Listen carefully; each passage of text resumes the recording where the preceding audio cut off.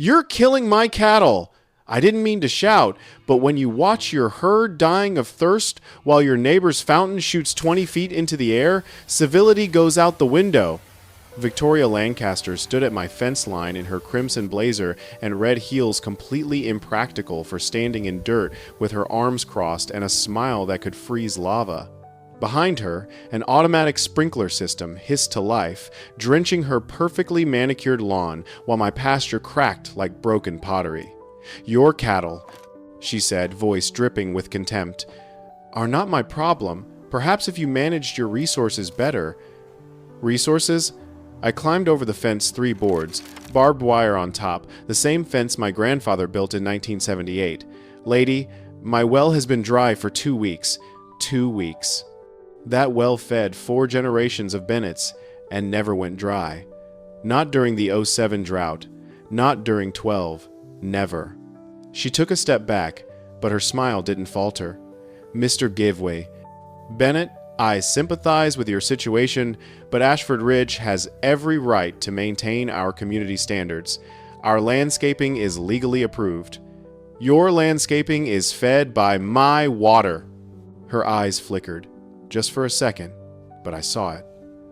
"That's a serious accusation," she said carefully. "I hope you have proof before you make wild claims like that in public." "I've got something better than proof. I've got a pipe," I pointed to the ground between us, "running from my well, under this fence, straight to your irrigation system. You want to see it? I'll dig it up right now." She laughed. Actually laughed. "Mr. Bennett, if you damage any HOA property trying to prove your conspiracy theories, I'll have you arrested for vandalism." Behind her, 3 of her neighbors had gathered on their porches, phones out, recording. One of them, a blonde woman in yoga pants, was already typing furiously, probably posting to the Ashford Ridge community Facebook page. Conspiracy? My voice dropped to something dangerous. "My herd is dying. My crops are dead. And your fountain." I jabbed a finger toward the 3-tiered monstrosity in her yard.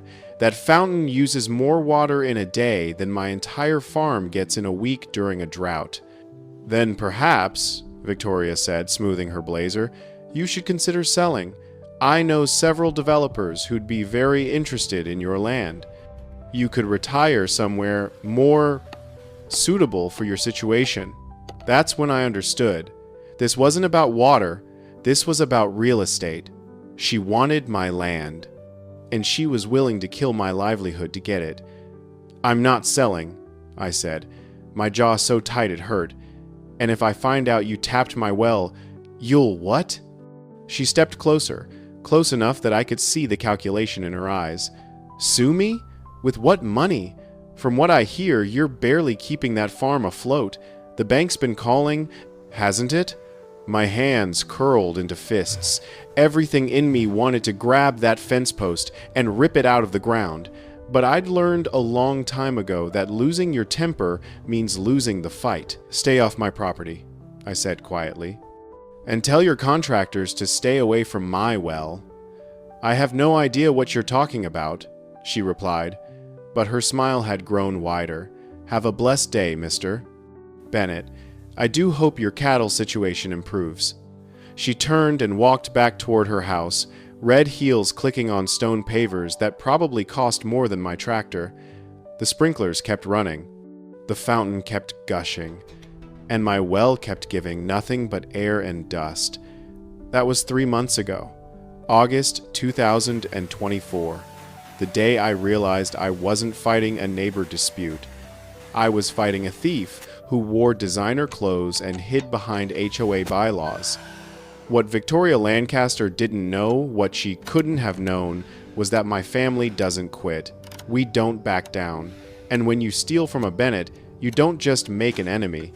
You make a mistake that'll cost you everything. By the time I was done, Victoria wouldn't just lose her fountain. She'd lose her house, her HOA presidency, and every drop of water she'd ever taken for granted.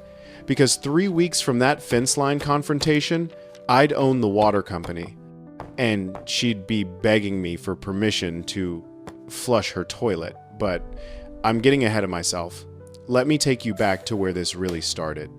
To the day the Ashford Ridge HOA moved in next door and turned my family's farm into a battlefield. My name is Marcus Bennett. I'm 45 years old, third-generation farmer in Henderson County, North Carolina. My grandfather, Thomas Bennett, bought this land in 1956, 200 acres of rolling hills, good soil, and a spring-fed well that never ran dry. He raised tobacco back then, before the market collapsed. My father switched to cattle and hay in the 80 seconds, added a small apple orchard in the 90 seconds. When he died in 2015, heart attack in the barn, still had his work gloves on. I inherited the whole operation, the land, the debt, the responsibility, and the well. That well was sacred. Hand dug in 1957, reinforced with stone, fed by an underground spring that ran all the way from the Blue Ridge foothills. My grandfather used to say, "Water is life, Marcus. Protect it like it's your own blood." I did. For 30 years, that well never let us down, until Ashford Ridge got built. It started 5 years ago when the county approved a residential development on the old Miller property next door. The Millers had been horse farmers, good people, kept to themselves. But when old Frank Miller died and his kids inherited the land, they sold it to a developer faster than you could say property values. Within a year, the trees were gone, the pastures were paved, and 200 cookie-cutter houses sprouted up like mushrooms after rain.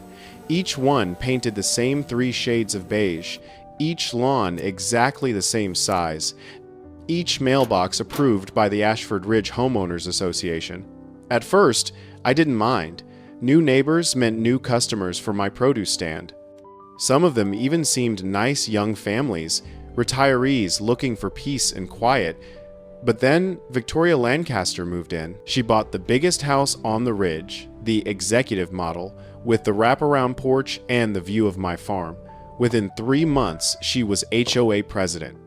Within 6 months, she was sending me letters. The first one complained about my rooster.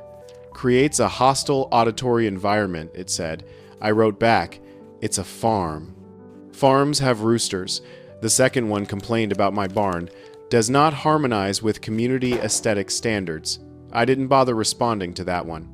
The third one came with a $500 fine for having a manure spreader visible from the road. That's when I drove over to her house and had our first real conversation. She answered the door in yoga pants and a silk blouse, holding a glass of white wine. Behind her, I could see granite countertops, a chandelier, and one of those indoor water feature walls. "Mr. Bennett," she said, not inviting me in, "what can I do for you?" I held up the letter.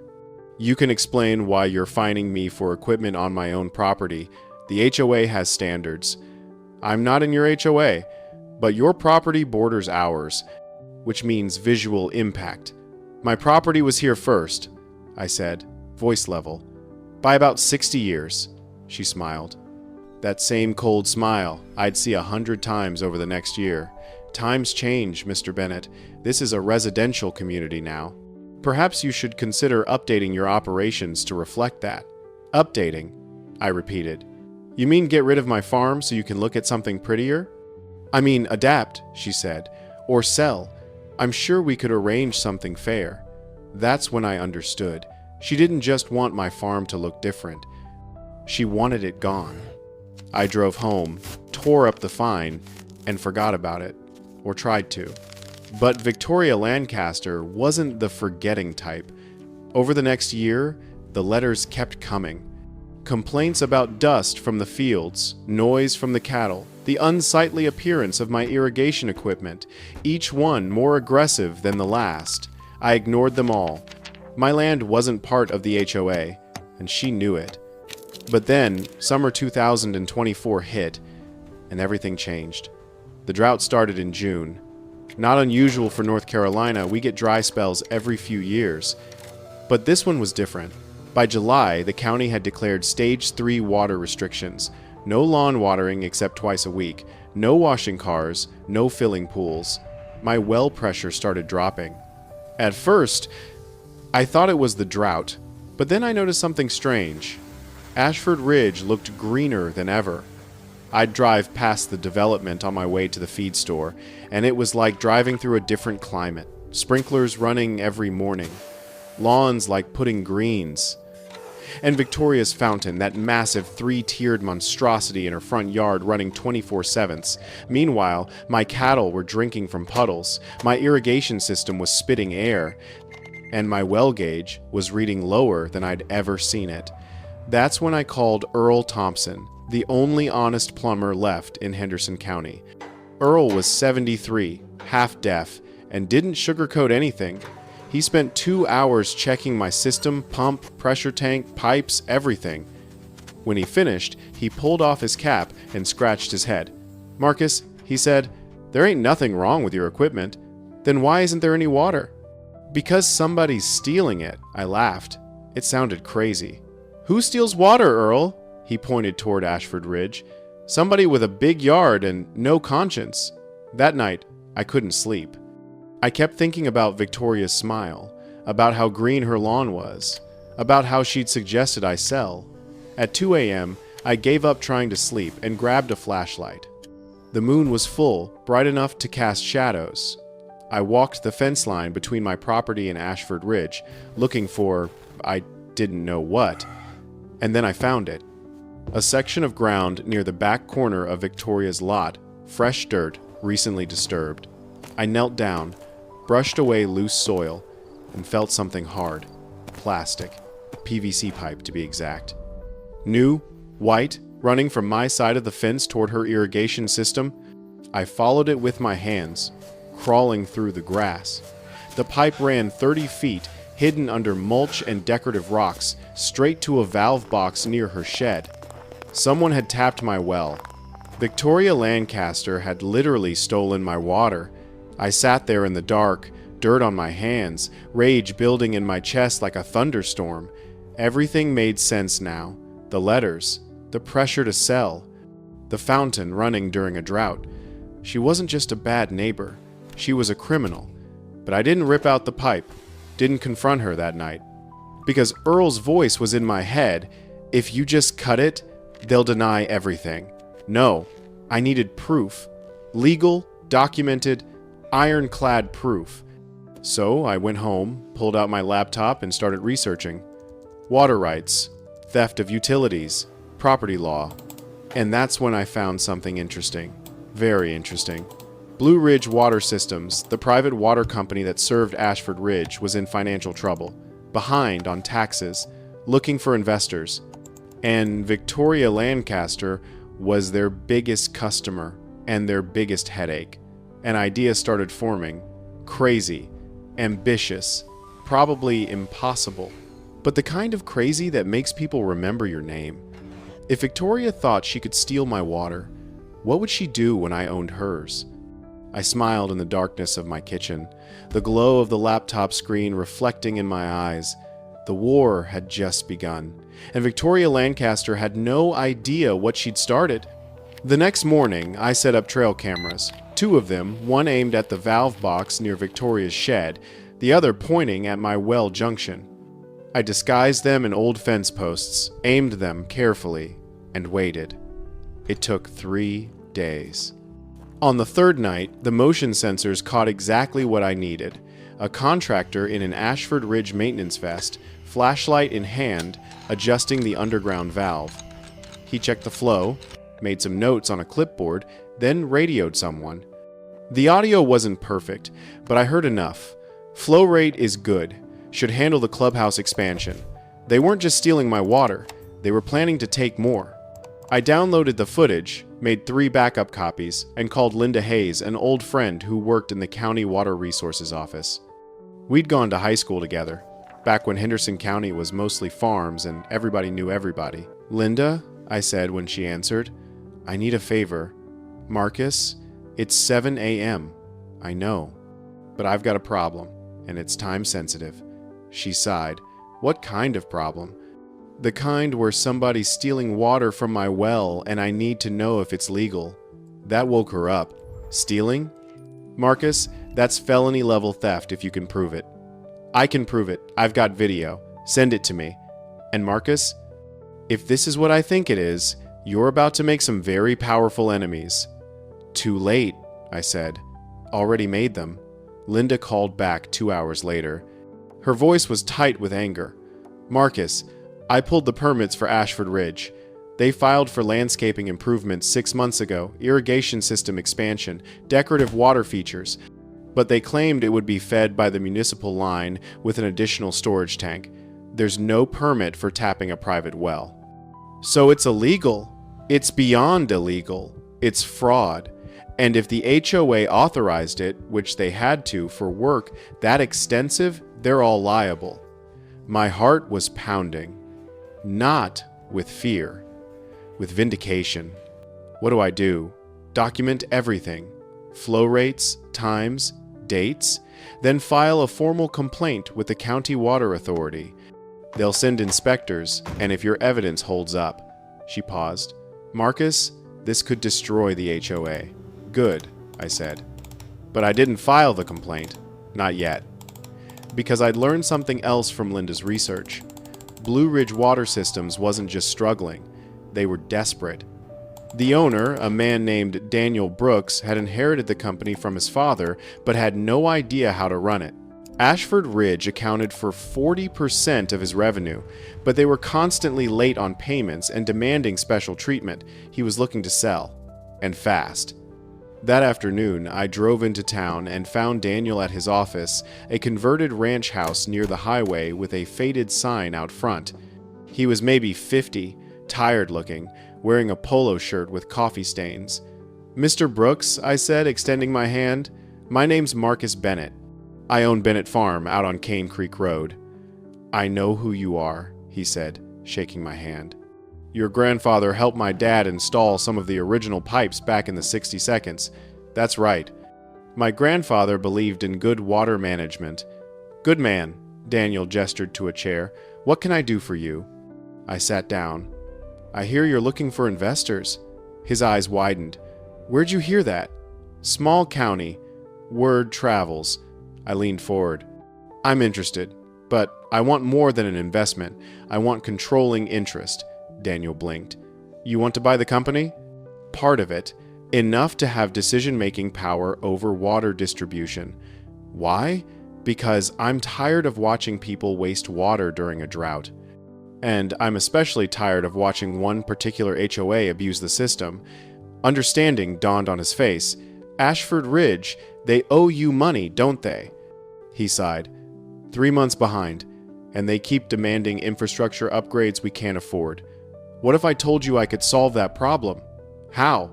By holding them accountable. No more special treatment. No more late payments. They use what they pay for. Nothing more. Daniel leaned back in his chair, studying me. You're serious. Dead serious.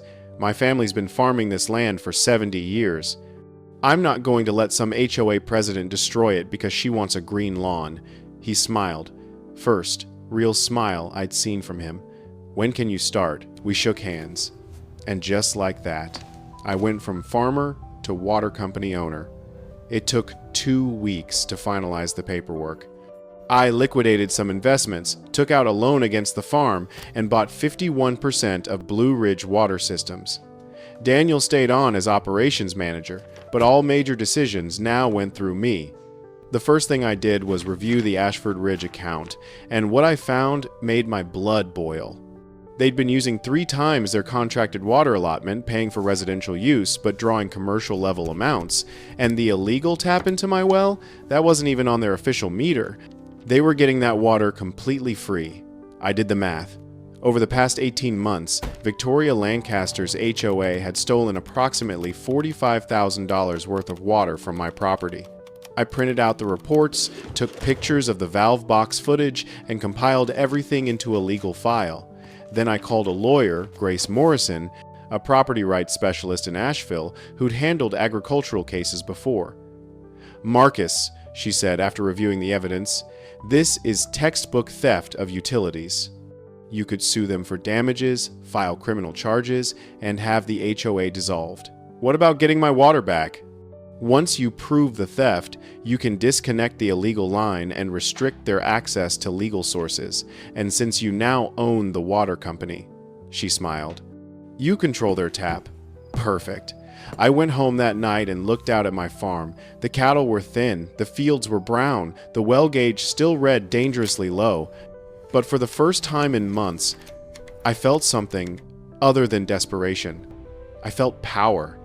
The next morning, I sent Victoria Lancaster an official letter on Blue Ridge Water Systems, letterhead, Dear Mrs. Lancaster.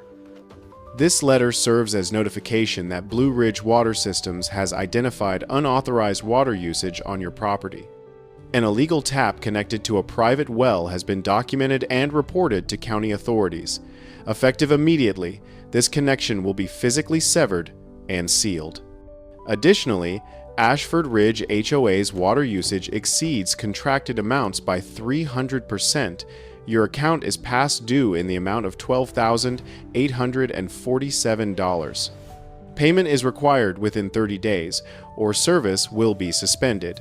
Regards, Marcus Bennett, majority owner, Blue Ridge Water Systems. I hand-delivered it myself. Rang her doorbell at 8 a.m. She answered in a silk robe, coffee cup in hand. When she saw me, her expression went from annoyed to confused to furious in about 3 seconds. What are you doing here? I handed her the letter. Official business. She read it. I watched the color drain from her face. This is... You can't. I can. I own the water company now. Surprise. Her hand started shaking. The coffee cup rattled against the saucer. This is blackmail. No, Victoria. This is business. You used water you didn't pay for. Now the bill's due. I'll sue you. With what evidence? I've got video of your contractors tapping my well. I've got meter readings showing you used 3 times what you paid for. I've got permits showing you lied about your water source. I smiled. Please, sue me. I'd love to explain all this to a judge. She stepped back, her composure cracking. The HOA board won't stand for this. The HOA board just found out their president committed felony water theft. I'm betting they won't stand for that either.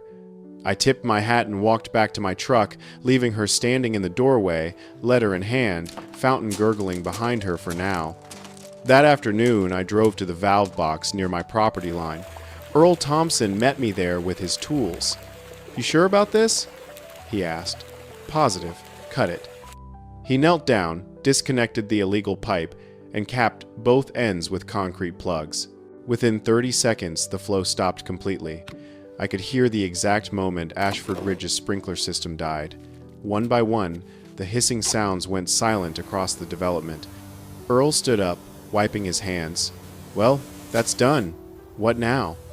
I looked toward Victoria's house. Her fountain was still running, barely off their municipal line. But without the stolen water supplement, it would run dry soon. Now, I said, we wait for her to realize she's not in control anymore. It didn't take long. By 5 p.m., my phone was ringing. Victoria's number. I let it go to voicemail. Marcus, we need to talk. This is ridiculous. Call me back.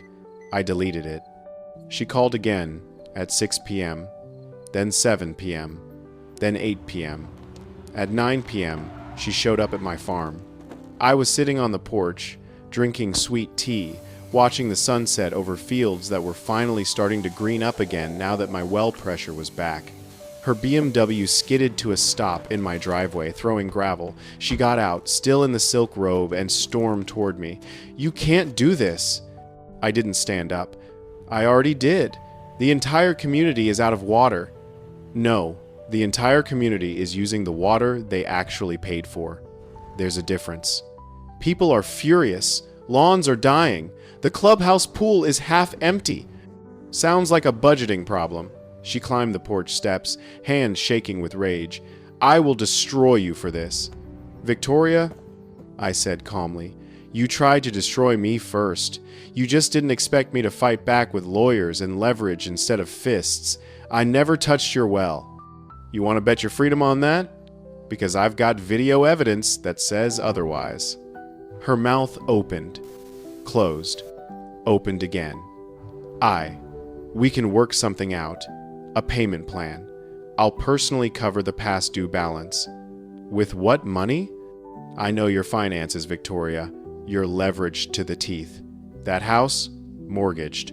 That car? Leased. You're one missed payment away from bankruptcy. Her face went white. How do you? I own a water company. I did my research. I stood up, finally, looking down at her from the top step. You picked the wrong farmer to steal from. She backed down the steps, stumbling slightly.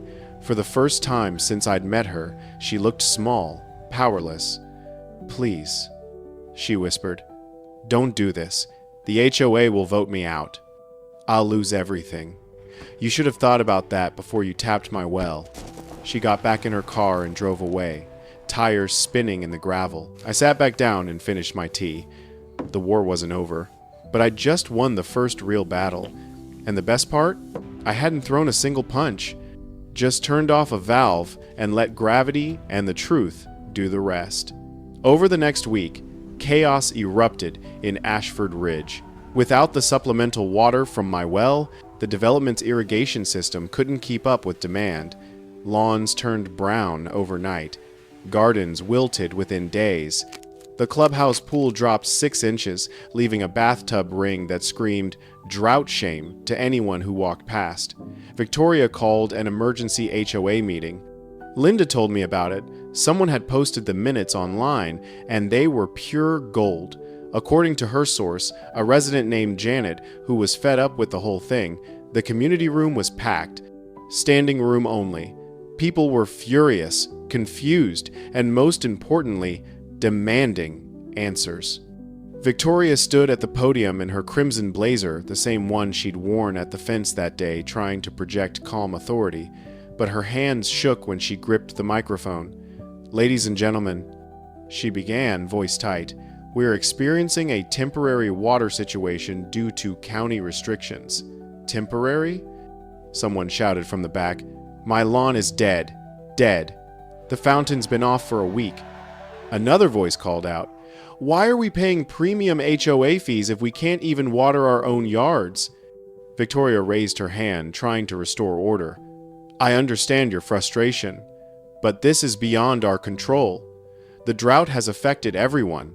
Tom Phillips stood up.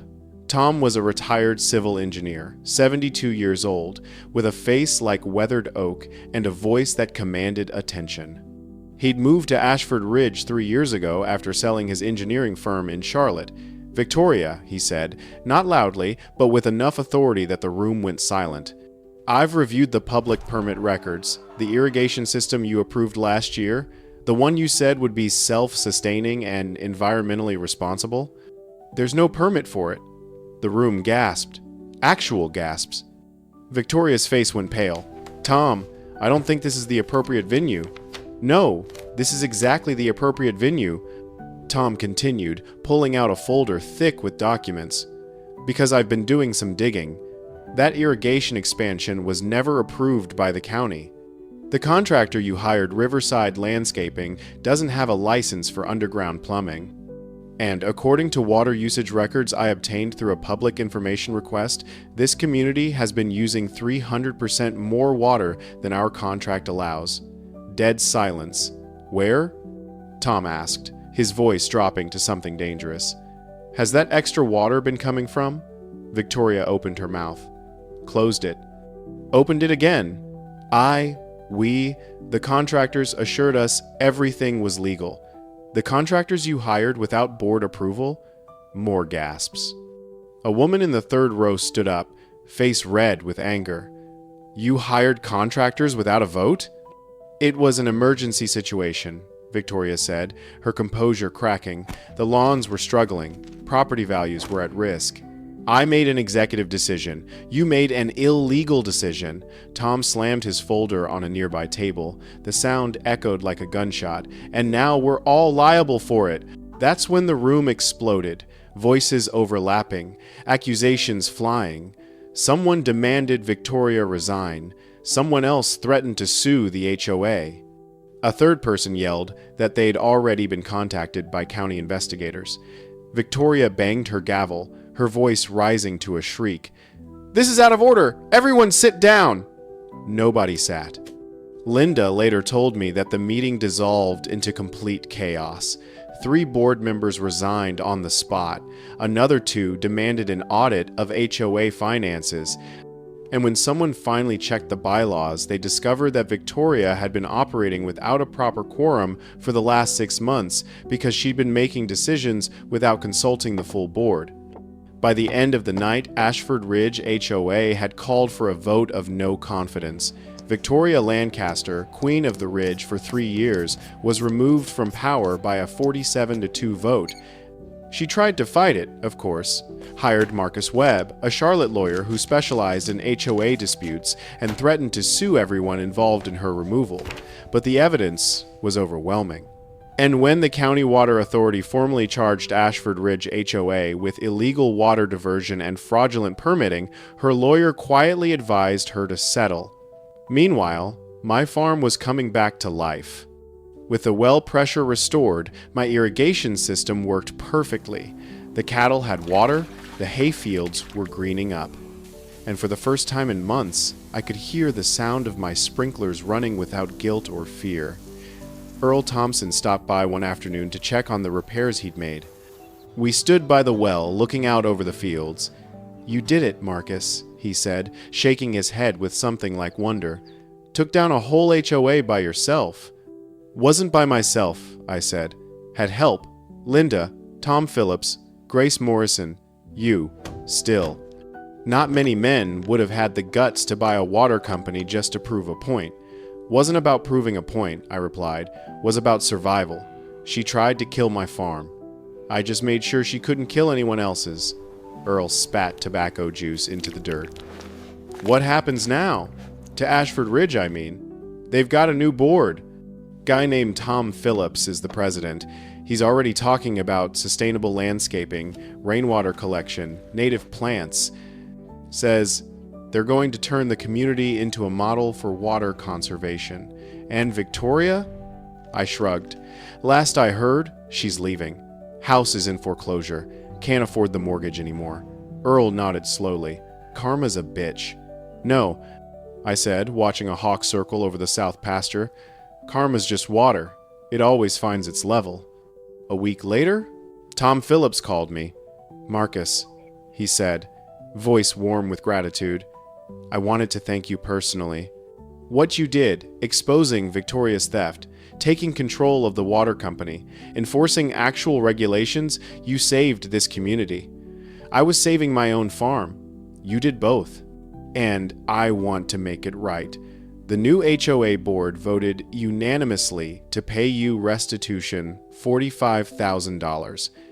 That's what our investigation shows Victoria stole over the past 18 months. I was silent for a moment, shocked. "Tom, I wasn't looking for money. I know, but it's owed, and more than that, we want to propose a partnership." "Partnership? Blue Ridge Water System supplies our water. You own Blue Ridge. We want to work with you to develop a sustainable water management plan for Ashford Ridge. Native landscaping, drip irrigation, gray water systems. Make this place an example of how residential communities can coexist with agriculture instead of destroying it." I thought about Victoria's fountain, now silent and dry, about her perfect lawn, now brown and cracked, about everything she'd tried to build on stolen water. "That sounds good, Tom. There's one more thing," he said. "We're removing all the decorative fountains. Voted to spend that saved water allocation helping local farms get through the drought. Yours first, obviously, but also the Hendersons, the Millers, anyone who needs it." I had to sit down. "You're serious?" "Dead serious. Victoria tried to make this place a paradise by taking from her neighbors. We're going to make it better by giving back." After we hung up, I sat on my porch for a long time, just thinking. About my grandfather digging this well in 1957. About my father teaching me to farm in the 82nds. About 3 generations of Bennetts who'd sweated and bled and prayed over this land. And about how close I'd come to losing it all. Victoria Lancaster had underestimated me. She'd thought I was just an old farmer, too stubborn or too stupid to sell when the offer was good. What she didn't understand was that stubbornness is survival. And when you fight for something that matters, really matters, you don't quit until the fight is over. The restitution check arrived 2 weeks later. $45,000, signed by Tom Phillips and certified by the new HOA treasurer. I deposited half of it to pay down the loan I'd taken to buy Blue Ridge water systems. The other half went into a fund for farm improvements, new equipment, better irrigation, maybe even a small greenhouse for year-round growing, but the real victory came a month later. I was working on fence repairs near the property line when I saw a moving truck pull into Victoria's driveway. The house had a foreclosure notice on the door. Her BMW was gone, replaced by a dented Honda Civic that looked like it had seen better decades. Victoria came out carrying boxes. She was dressed simply jeans, a plain t-shirt, no jewelry.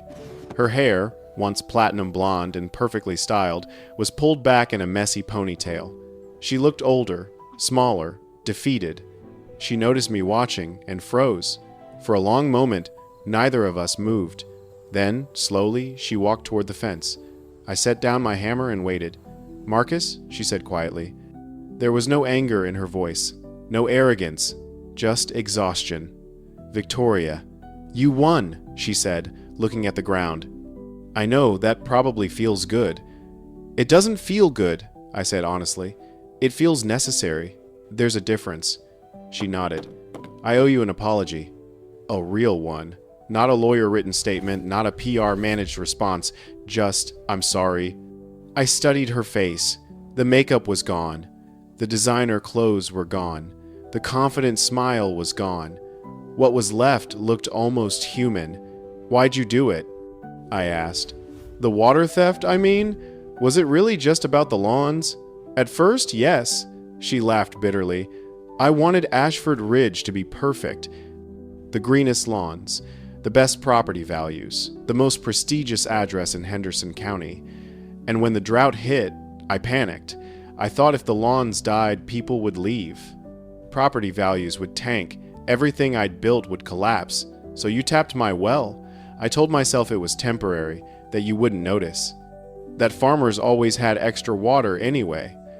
She looked up, eyes red. I told myself a lot of lies, and I destroyed my life because of them. "Where will you go?" "Raleigh. My sister has a spare room. I got a job as an office manager at a property management firm. Ironic, right? I'll be managing apartments now instead of executive homes. It's honest work. It's humbling work," she corrected. "But maybe that's what I need. To be humble. To remember that I'm not special just because I live in a big house and drive a nice car." She started to walk away, then turned back one more time. "Your cattle, the ones I saw at the fence that day, are they okay?" "They're fine. Well's back to full pressure. Everyone's drinking clean again." "Good." She smiled, a sad, genuine smile that had no calculation behind it. "That's good. I'm glad." She got into the Honda and drove away. I watched until she disappeared around the bend, her silhouette growing smaller with distance until it vanished completely. Tom Phillips called that evening. "Heard Victoria left town today." "She did? How do you feel about that?" I thought for a moment, relieved, but not happy. Feels like watching a storm pass. You're glad it's over, but you remember the damage it caused. "She caused a lot of damage." Tom agreed, "but we're fixing it. Did you hear about the new landscaping plan?" "What plan?" "We're converting 60% of Ashford Ridge lawns to native grasses and drought-resistant plants. The HOA voted to subsidize the conversion. In 2 years, this place will use half the water it does now." "That's incredible, Tom. It's necessary, and it's right." "You taught us that, Marcus. Taught us that you can't build paradise by stealing from your neighbors." After we hung up, I walked out to the fields. The sun was setting, painting the sky orange and purple. The cattle grazed peacefully. The irrigation system hummed its steady rhythm. The well pump kicked on, sending water exactly where it needed to go. I stood there for a long time, just listening. To the water, to the birds, to the wind moving through the hay. My grandfather used to say that land has memory, that it remembers who treated it well and who abused it, that it rewards good stewardship and punishes greed. Looking out over these fields, green again, healthy again, Mine again, I believed him. Victoria Lancaster was gone. Ashford Ridge was healing. And Bennett Farm was still standing, exactly where it had been for 70 years, exactly where it would be for 70 more. Because some things don't move. Some things don't quit. Some things just dig deeper roots and wait for the storm to pass. I turned toward the house, where a light glowed warm in the kitchen window. My niece Sarah, named after my mother, not the HOA devil, was visiting from college. She'd helped with the cattle today, just like I used to help my father when I was her age. Legacy isn't about property values or perfect lawns. It's about passing down something real, something earned, something worth fighting for. And as I climbed the porch steps, the sound of the well pump still humming in the distance, I knew I'd done exactly that. Protected the water, protected the land, protected the legacy. Victoria tried to take it all, but water always finds its level, and in the end, she was the one who drowned. 3 months later, spring arrived with force. The rain came gentle at first, then steady, soaking into soil that had been parched for too long. My fields exploded with growth. The creek that had been dry all summer roared back to life, and for the first time in a year, I didn't check the well gauge every morning with dread in my stomach. The drought was over, and so was the war. Ashford Ridge had transformed. Tom Phillips kept his promise. Lawns were replaced with native wildflowers. Decorative fountains were converted to rain gardens. The clubhouse installed a graywater system that recycled shower and sink water for landscape irrigation. The local paper ran a feature story, From Water Wars to Water Wisdom, how one North Carolina community learned to share. They interviewed Tom, who gave me credit I didn't want. Marcus Bennett showed us that sustainability isn't about sacrifice, he said in the article. It's about respect. Respect for the land, for your neighbors, for resources we all share. They tried to interview me too. I declined. Let Tom have the spotlight. I had cattle to tend. But the universe had one more surprise in store. On a Tuesday morning in April, I got a letter from the North Carolina Department of Agriculture. Inside was a certificate and a formal invitation. Mr. Marcus Bennett is hereby recognized as Conservationist of the Year for his work in sustainable water management and agricultural preservation. You are invited to receive this honor at the state capitol in Raleigh on May 15th. I read it 3 times. Sure, it was a mistake. It wasn't. Linda called 10 minutes after I opened it. You got the letter? How did you know about this? I nominated you, Marcus. You, Tom, and about 30 other people. The whole county wrote letters supporting your nomination. Linda, I don't do public speaking. You don't have to make a speech. Just show up. Let people see that farmers aren't obstacles to progress. We are the progress. So I went. Wore my best shirt, cleanest jeans, and the boots my father gave me 30 years ago. Sarah drove me to Raleigh, both of us laughing at how uncomfortable I looked in anything fancier than work clothes. The ceremony was held in a conference room with high ceilings and too many people in suits. I shook hands with the Agriculture Commissioner, received the certificate, and stood for exactly 2 photographs before escaping to the parking lot. But the best moment came after the ceremony. A young woman approached me, maybe 25, wearing business casual and carrying a notebook. She introduced herself as Jennifer Reeves, a reporter for the Raleigh News and Observer. Mr. Bennett, she said, I know you don't like interviews, but I'd love to ask you one question. I sighed. 1. When Victoria Lancaster was stealing your water, when your farm was dying, did you ever think about just selling? Walking away? I looked at her for a long moment. Every day. She blinked, clearly surprised. Then why didn't you? Because, I said slowly, my grandfather bought this land in 1956 with money he saved from 30 years of farming tobacco. He dug that well with his own hands. My father expanded the farm during the worst agricultural depression of the 82nds and didn't quit. 3 generations of Bennetts poured their lives into that soil. How could I be the one who gave up? She wrote that down, word for word. So it was about legacy? It was about respect for the people who came before me, for the land they trusted me to protect. Victoria saw my farm as an obstacle to her perfect neighborhood. I saw it as a responsibility to everyone who'd ever trusted me with their life's work. I paused. You don't walk away from that. You fight for it, even when fighting seems impossible. Jennifer smiled. That's beautiful. That's farming, I corrected. Nothing beautiful about it, just necessary. Her article ran the next weekend. The headline read, "The Farmer Who Bought a Water Company, a North Carolina David and Goliath story." It went viral. National papers picked it up. I got interview requests from NPR, CNN, even the New York Times. I declined them all. But the story spread anyway. And something unexpected happened. Farmers started calling me. Not from North Carolina, from everywhere.